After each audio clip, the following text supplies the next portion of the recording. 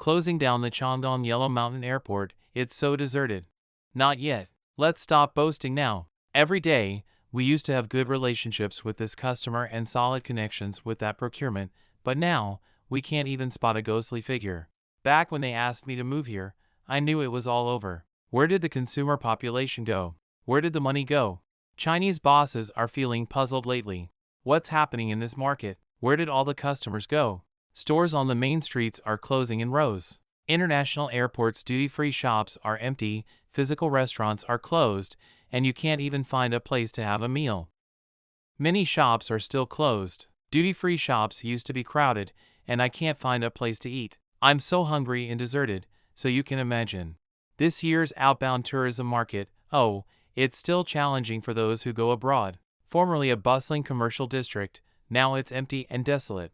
It seems like this year has been in vain.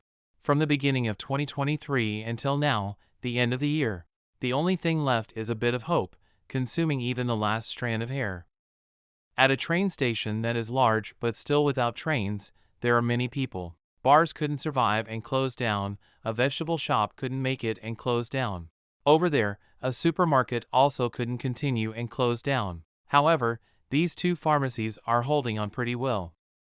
In a private message from a delivery rider of Aleem, a food delivery platform, it's mentioned that before October, there were times when they could handle more than 70 orders a day. However, after October, it dropped to around 40 or 50 orders.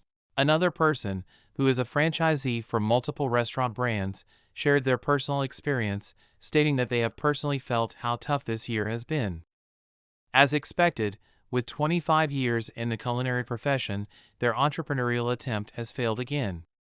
The rent is $3,000, and the meal isn't expensive, but it's hard to manage in this little more than 50 square meters. They had to clear out the tables, chairs, and air conditioner from their home and go back to work. Despite losing money these past few months, their wife hasn't uttered a single complaint.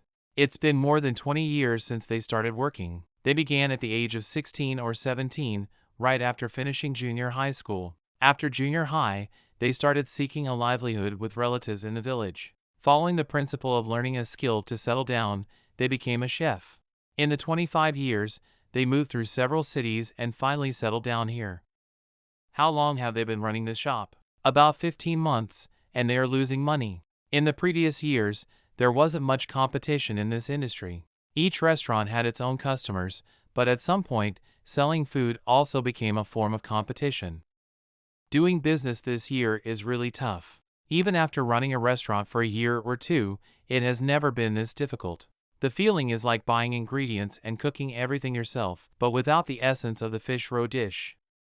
In those years of working from dawn till night, during the good times, earning around $20,000 a month, after many years, managed to buy a small house in the city. The elders in the village used to say, learning the skill of a chef means never being unemployed. However, this year, they have been unemployed several times. Running your own business carries risks. If it doesn't go well, you end up losing money. So, for those who haven't experienced it, it's better not to venture into the restaurant industry. It's really tough. China has transitioned from an incremental market to a stock market, and various industries are now significantly saturated. With intense internal competition, we are currently grappling with a severe economic downturn. The era of quickly amassing wealth and seizing dividends has concluded. People are facing financial constraints, consumption is on the decline, and oversaturation is leading to an excess. The real economy is experiencing a recession. Presently, with a downturn in investment and the substantial uncertainty impacting foreign trade, many ordinary people are growing increasingly anxious and confused. The rich are getting richer, but their destinations remain unknown. The polarization is deepening, more people are in debt, fewer are engaging in consumption, more are unemployed, fewer are initiating businesses, more are turning to live streaming, and fewer are employed in the real economy.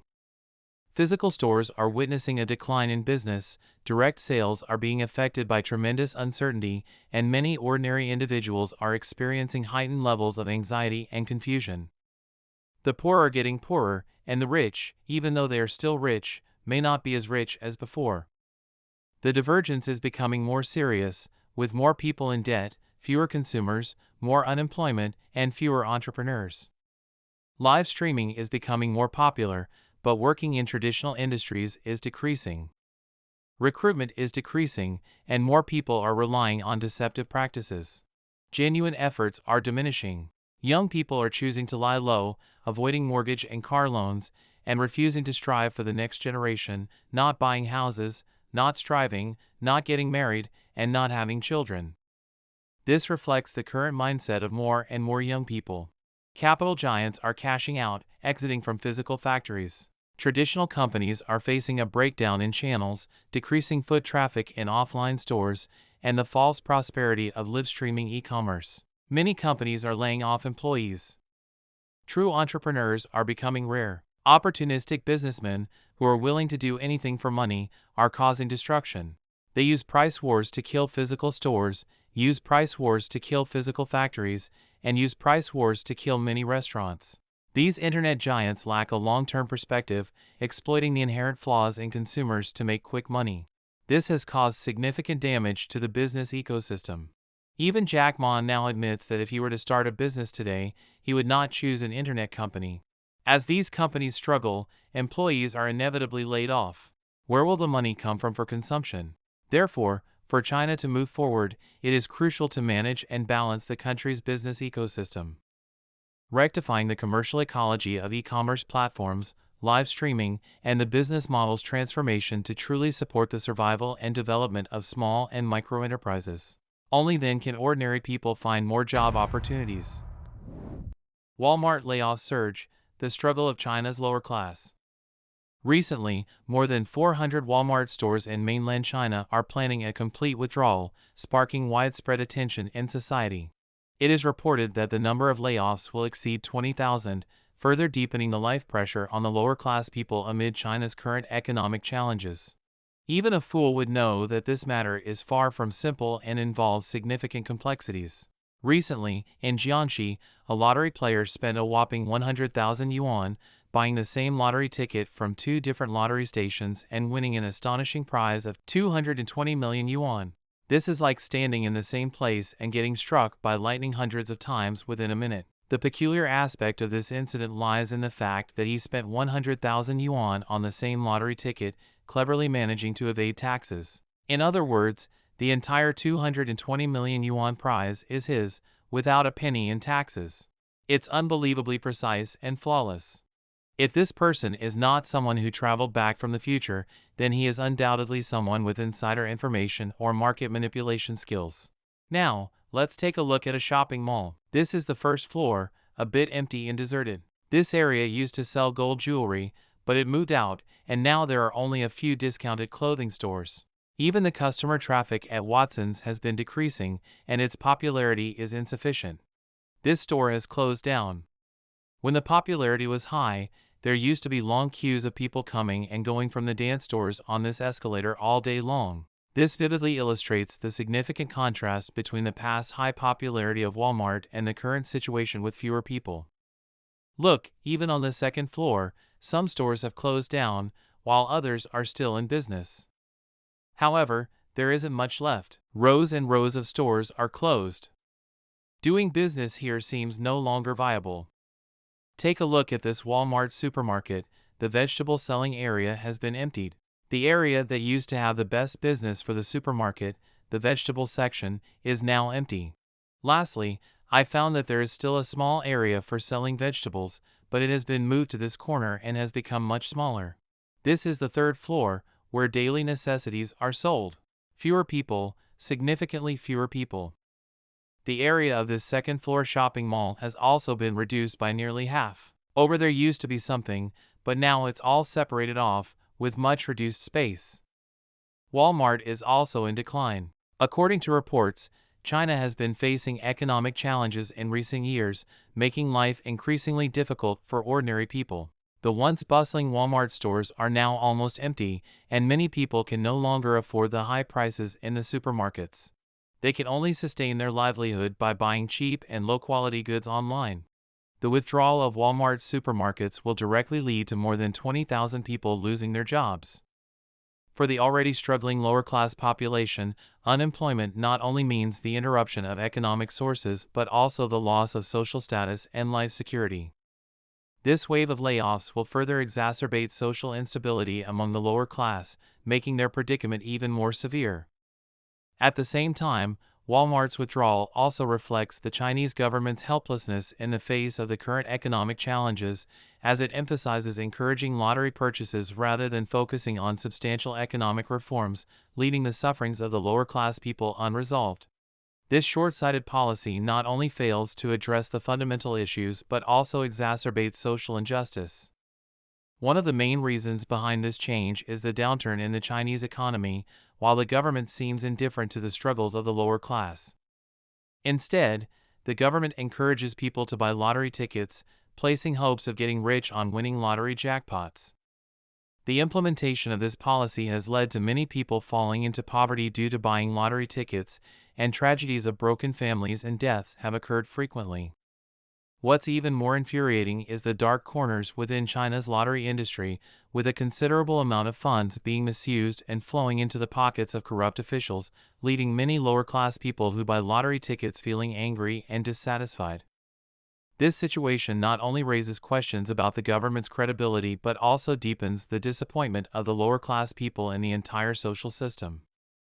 At this time, Chinese society urgently needs the government to take practical measures to improve the living conditions of the lower-class people rather than focusing on unrealistic policies that rely on dreams of winning the lottery. In times of economic hardship, the government should pay more attention to infrastructure development, support small and medium-sized enterprises, and improve social welfare, instead of relying on luck-based activities like lottery purchases. It must be said that Walmart's withdrawal is not just a disappointment for a single company but a cry of helplessness from the lower-class people in the economic winter. It calls for the government to fundamentally review its current economic policies and take practical measures to improve the lives of the people, rather than avoiding responsibility by focusing on dreams of purchasing and escaping in the illusion. Otherwise, the societal rift will deepen, and the lower-class people will continue to be victims of this ruthless economic chill.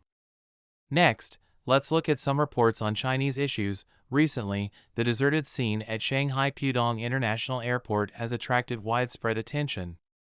As a result, numerous duty-free shops are closing down, casting a heavy shadow over the entire retail industry. This is not just a problem for one airport but a clear manifestation of China's economic instability. The mass closure of duty-free shops means a reduction in business vitality. For businesses that have long relied on tourism and duty-free shopping, this is undoubtedly an additional blow. It brings significant psychological pressure and livelihood concerns to airport workers. The shadow of unemployment looms over them, leading to profound reflection on society. Not only in Shanghai, but the number of unemployed people in cities all over China is also rapidly increasing. A wave of corporate layoffs is wreaking havoc, causing great concern. The booming live-streaming industry is not immune to difficulties. News of difficulties in making money has emerged in the Hangzhou live-streaming industry, with physical stores closing down one after another. This series of events highlights the profound challenges facing the current Chinese economy. The closure of physical stores not only signifies business bankruptcy but also means a large number of employees losing their jobs. This has a significant impact on society, and many families face an economic crisis, directly impacting the living standards of residents. The difficulties in the live-streaming industry also reflect the downturn in consumer spending, Honda's production line cancellation, and China's economic decline. The harsh reality of a sluggish market makes people worry about future development trends. On the other hand, Chinese car companies are experiencing a wave of layoffs, with Honda Group announcing the cancellation of production lines and foreign companies accelerating their withdrawal from the mainland. This series of events undoubtedly signals the rapid decline of the Chinese economy, bringing unprecedented anxiety to the vast labor force. The wave of layoffs is not limited to the automotive industry but extends to various sectors. This not only means that many families will face financial difficulties but also indicates the collapse of the entire industrial chain. The cancellation of Honda Group's production line is a signal that the downturn in the automotive market has affected the core of manufacturing. The accelerated withdrawal of foreign enterprises suggests a more profound concern about China's economic prospects. Due to a lack of foreign trade orders, many factories have entered a state of suspension, with workers forced to take 3 months of annual leave in advance. This not only violates workers' rights but also poses a serious hidden danger to China's economic development. While workers lose normal working hours, they also lose their rightful wages and social security. Factory shutdowns undoubtedly paralyze the entire industrial chain, directly affecting millions of workers. This also raises concerns about China's foreign trade situation.